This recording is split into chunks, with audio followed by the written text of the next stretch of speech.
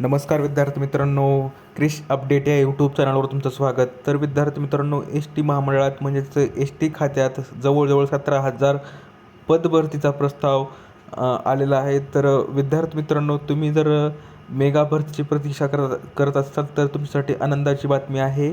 तर S T महामंडळात जर तुम्हाला नोकरी करण्याची इच्छा आहे तर तुमच्यासाठी ही चांगली बातमी आहे आणि त्यासाठी पूर्ण व्हिडिओ पहा आणि पूर्ण माहिती समजून घ्या. तर विद्यार्थी मित्रांनो, माहिती पाहण्याच्या अगोदर तुम्ही जर पहिल्यांदा चॅनलवर आला असाल तर चॅनलला सबस्क्राईब करायला विसरू नका, जेणेकरून पदभरतीविषयी सर्व नवीन लेटेस्ट अपडेट तुम्हाला या चॅनलवर मिळून जातील.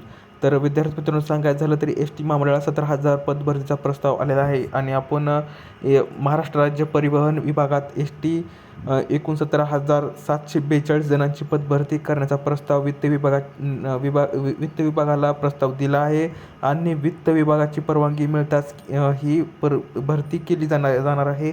या भरती प्रक्रियेत सध्या कंत्राटी तत्त्वावर काम करणाऱ्या प्राधान्य दिले जाईल आणि अशी घोषणा परिवहन मंत्री प्रताप सरनाईक यांनी विधान परिषदेत दिली आहे. आणि एस टीमधील कंत्राटी कर्मचाऱ्यांबाबत प्रश्न श्रीकांत भारतीय यांनी प्रश्न उपस्थित केला होता. महायुती सरकारच्या काळात दरवर्षी 5,000 नवीन बस खरेदी करण्यात येणार आहेत. त्यानुसार 8,000 बस खरेदीची निविदा प्रक्रिया पूर्ण झाली असून त्यापैकी 3,000 बसेस ताफ्यात आहेत.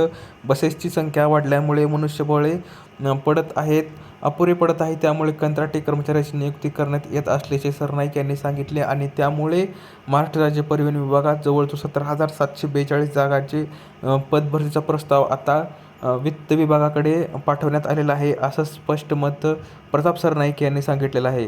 तर मित्रांनो, तुम्ही जर पदभरती किंवा एस टी महामंडळात तुम्हाला जर नोकरी करण्याची इच्छा असेल तर चॅनलला सबस्क्राईब करायला विसरू नका, जेणेकरून यानंतरची सर्व लेटेस्ट अपडेट तुम्हाला लवकरात लवकर या चॅनलवर मिळून जाईल. तर विद्यार्थी मित्रांनो, भेटूया पुढच्या व्हिडिओमध्ये अशीच एक अपडेट घेऊन. तोपर्यंत धन्यवाद.